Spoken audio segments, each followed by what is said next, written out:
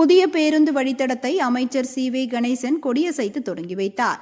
கடலூர் மாவட்டம் வேப்பூர் அருகே விநாயகந்தல் கிராமத்தில் இருந்து அடரி வழியாக கள்ளக்குறிச்சி வரை மகளிர் கட்டணம் இல்லாத பயண பேருந்தை தொழிலாளர் நலன் மற்றும் மேம்பாட்டுத்துறை அமைச்சர் சி.வே. கணேசன் அவர்கள் கொடியசைத்து துவக்கி வைத்தார்.